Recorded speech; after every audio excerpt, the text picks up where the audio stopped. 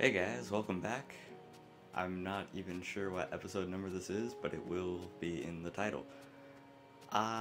It's been a while, and there's good reason for that. I kind of mentioned some stuff in prior episodes. Say hi to Philip, number 6.5, The Untold Story. I will be surprised if he makes it through this episode. But this isn't going to be like the other episodes where we're building stuff. For one, I'm going to re-explain the redstone and wheat farm for those who actually care, because the video file got corrupted and by the time I noticed it was already uploading, so it was too late. So I'm going to uncover this. I covered it up on the outside just so I could explain it later. And you might notice that I'm using a silk touch shovel. That's because I needed one, and I enchanted and got this. It's pretty amazing. Which is, it's really good for cutting down trees because you get the leaves, and it breaks the wood just as fast as an axe.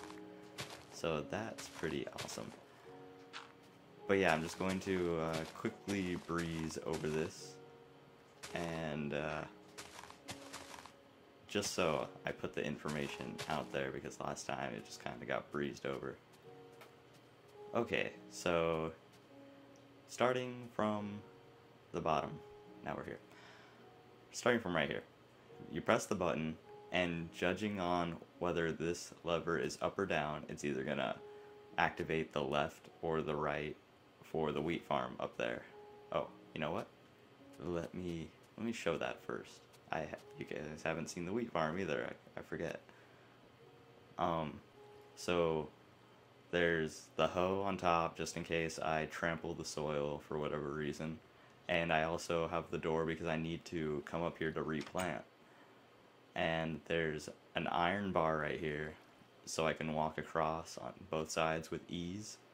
And the item will, when the seeds and the wheat get pushed over, they fall like right here, so the iron bar doesn't block it, but I could still walk over. So that's why that's there. And this is the wheat. It's 8x8, but for some reason I only get 56 wheat out of them. Either my math skills are really awful, or I'm actually losing wheat.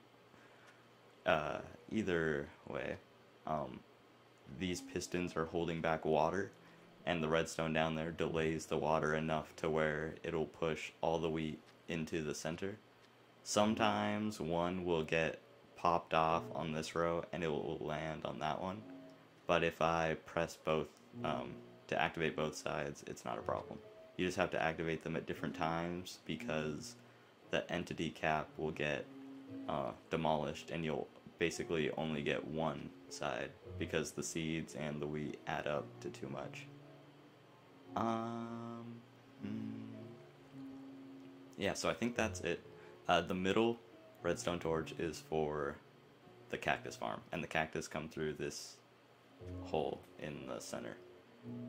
And there's a fence up there, which acts just like the iron bar, except iron bar is not 1.5 blocks tall, so we can walk across it without going up or getting stuck. Alright, now down to the boring redstone. And I probably should have said it before, if you don't care about the redstone, suffer through it, or, you know, you could just stop watching, I guess. And if you do care, you are welcome for me showing it. So let's sleep first, because I don't want a creeper to eat all my redstone. It's happened before. Do do do do do do do do. Alright, so, okay, so the lever will activate either the left or the right side, and the way that that happens is, let's just flip it up right now. There is a repeater that is powered by this lever. That's all the lever does, and as long as this is on, if there's ever a block in front of it, it will power redstone adjacent to it, which is where this redstone is. and that redstone just goes over it, and it activates both of these, and this one is inverted by that torch, so that one will be up by default and this one's down. But when it's activated, it will switch, and this one will be up and that one will be down. And that, by those switching, it changes these blocks right here, this snow block and that snow block. And it's the same with the repeater. If there's a block in the way, it'll power that, which will go to that one. So that's just how I switch it. And for the extender for keeping the pistons retracted for longer periods of time, it just it goes down here and it activates that torch, and it activates whichever repeater. Well, actually it activates both, but only one will send the power all the way through. And then the redstone goes down here to the delay, which keeps it retracted, and there's quite a bit of repeaters, and it just snakes around all the way till the end, and it comes back over to this redstone torch, and it turns it back off, and that'll reset it, and I will just show that working right now. I'm gonna block that, and we're gonna block that. I will show what that is. That's what I've been working on. So it is up, so it's gonna activate the right. So it's pushing the water, or the water is pushing the wheat, and it's all flowing to the center, taking its time. Oh, that's blocked off right now. This is awkward. Yeah, I blocked this up because I needed to remove the block that was right here, and I'm wasting grass blocks. Alright, and the button behind it is what activates the cactus farm. So that's basically the redstone, and then once you're done you get, oh, I only got 55 wheat that time. Upsetting. Maybe that's because one of them actually got stuck up here. Oh, yep. It actually got stuck on this side. Might need to add a little bit more delay. That's not going to be a problem. I'll replant that off camera. You don't need to see that. And then I'll cover this back up. And I'm pretty sure I did explain the cactus farm, so that's all covered up now. It's all done. And I'm going to, yeah, cover that up. And down here is what we will get to after a little commercial break, because now I need to look at my phone. Be right back. Alright guys, welcome back. Now, time to see what I've been spending so much time on.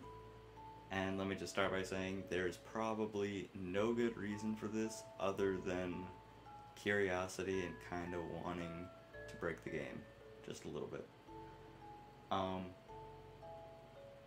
This is what I've been doing, and during the description of the redstone it is filled out nicely. So right here is an ice generator, kinda. Basically it's a straight shot up, that's where all the items would fall through, and if I built a tube all the way down, they would fall in here. And when it's all done, this is all going to be ice. But for right now, this is a source block of water. There's one right there and one right there, and they make an infinite source in the middle. And that piston is all sorts of buggy. Can I update it a little bit? Oh, no, don't break the ice. Okay, let me just do this. Yep, that just ate my piston. It does that sometimes. I had 11, now I only have 10. It just took my piston and refixed that one. Okay, so basically, it freezes, and then it pushes to the side. And it does that all the way out until this block. And that's as far as it can push. It's one past it, because I just pushed it with a different piston.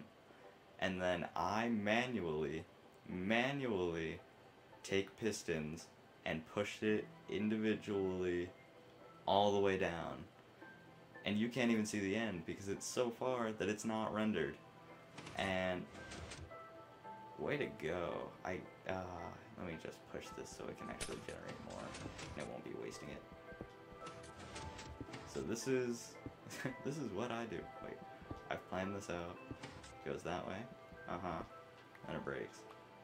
Okay. So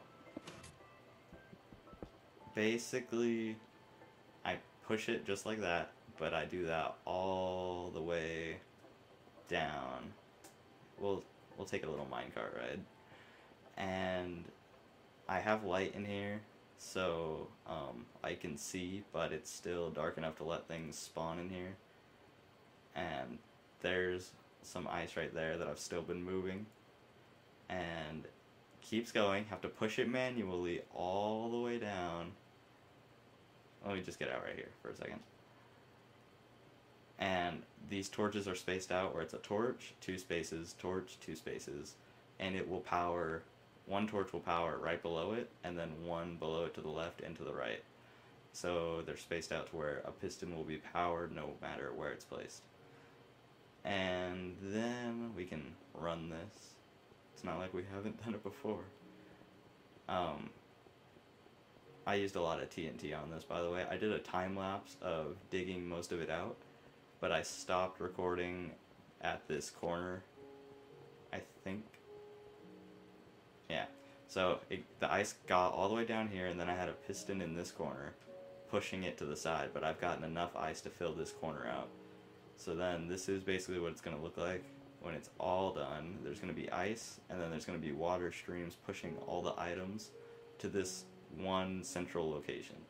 And my hopes with that, like, what is this all for, why'd you do that, is if I take all these items and I put them out of the loaded chunks, if they will despawn or not, and if they will keep building up past the entity cap. And what I kind of want to do is I'll just have like an extra guest account sign in, and it will sit right here, and then it will log out. So it won't be here, and then I'll have all the items building up right here, and then I'll have it sign in and pop up right here before anything else can load, and hopefully pick everything up. Maybe. Not sure how it will work, but that's kind of the hope. And while building this, whoa, how did you even, what?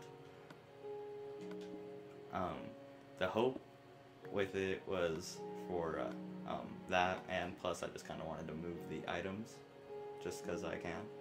But building this, I kind of got the urge to build a subway, like an underground railway to different things, like the slime farm, which is way out in the mountains, and the sand quarry where I get all the sand from, and to the farm. And if I ever die and there's no spawn, have a minecart rail or a ladder down here, and then you can get on a rail and it'll take you back. But yeah, that was basically the plan. It just takes so long. It's so time consuming, because normally how it started was I would just push this this ice to like a certain spot far away, and then I would wait, like those 2 layers that were over there, because if I get too far away, this area gets unloaded and ice will stop or water will stop freezing. Cats are freaking out. Give me 1 second. Okay, I am here. I'm not sure what that was all about, but yeah. What was I saying?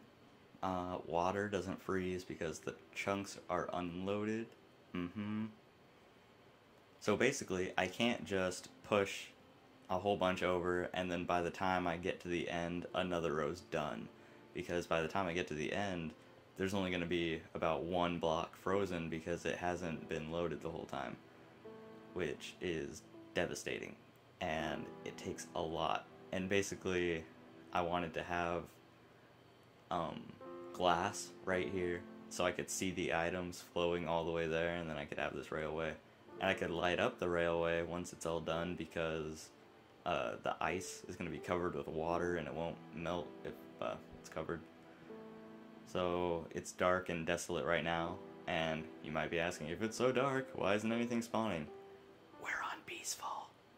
Because while I'm down here and I'm waiting for ice, I don't necessarily want a creeper to come up, explode, and have water everywhere after I've just waited so long to get this. If I had Silk Touch, and okay, if I do have Silk Touch, if Silk Touch worked on ice, it wouldn't be a problem. It would not. I'm really hoping next update will allow that. Has it really gotten that far? Oh well. Yeah, hopefully next update will allow Silk Touch to break ice and get it as a block. Something I didn't know, if you break a snow block with Silk Touch on a pickaxe, you won't get anything back. But if you break a snow block with a shovel with Silk Touch, you get it back. Watch this. Let me just make one snow block. Okay. Alright guys, the clip you're about to watch is of the time lapse for digging out the tunnel. I'm going to speed it up after I'm done talking, but what I wanted to say in the video that just randomly swapped over after I was about to test some snow block breakage, the video got corrupted, sadly, and I tried re-recording it, and then the video was choppy. So instead of doing it again and getting even more frustrated, I'm just going to overlay it onto this and hope for the best. So basically the outcome of that snow situation, Silk Touch pickaxe could not break a snow block and get it back. Silk Touch shovel could totally get it back. I don't know why there's restrictions on the enchantments for tools, or restrictions on the Silk Touch rather, but hopefully that gets changed and pickaxes can Silk Touch ice and good stuff like that. Anyway, getting back to the main part of what I wanted to say, I was in the shower. That was not the important part, but while I was in the shower, I was thinking. Deep stages of thought in the shower, that's where I do my thinking. Now, in the update, there is a, the picture that I showed in the update video. You've seen it if you're subscribed, hopefully. Now, in that video I talked about the circle stone brick, and circle stone brick is only obtainable in the PC version from jungle temples. Now, if they make it obtainable for us in survival mode, either by making it craftable or just by having jungle temples, that would be amazing for several reasons, most of which I came up with while in the shower, and I will now share them with you. If we get jungle temples, okay, that would mean that there would be the traps in the jungle temples, which are dispensers shooting arrows at you if you step on tripwire. Now, that would mean we would get tripwire and tripwire hooks, and we would be able to place string, and string can stop vines from growing at certain lengths, and it's very helpful.